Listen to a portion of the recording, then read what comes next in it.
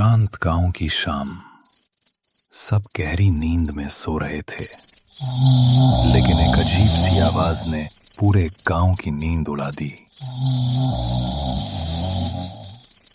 अरे भाई, ये ट्रैक्टर चल रहा है या कोई सो रहा है? नहीं रे, वही रामू के खर्राटे हैं।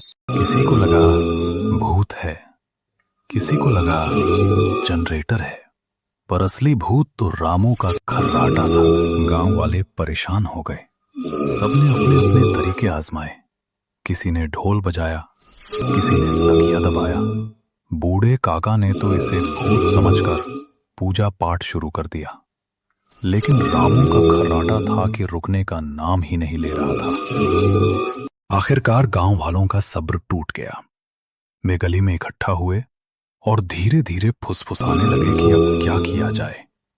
तभी एक आदमी बोला, चलो रामू को उस भूतिया कुएं के पास सुला देते हैं, उसके खर्राटों से तो भूत भी भाग जाएगा। गांव वाले हंस पड़े और सबने हामी भर दी। आखिरकार उनके पास रामू के खर्राटों से गांव को बचाने की एक योजना बन गई।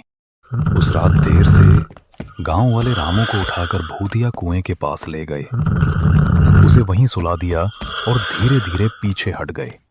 रामू के खर्राटे रात भर गूंजते रहे, किसी भी भूत से ज्यादा डरावने।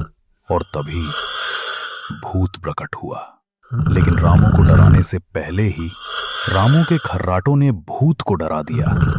बेचारा भूत अपने कान दबाकर भाग गया।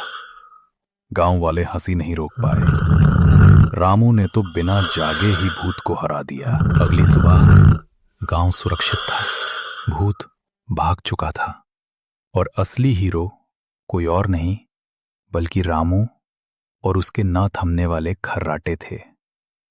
बिना जाने रामू ने पूरे गांव को बचा लिया। उस दिन से सब कहते थे, जब तक रामू खर्राटे ले रहा है, कोई भूत गांव में नहीं टिक सकता।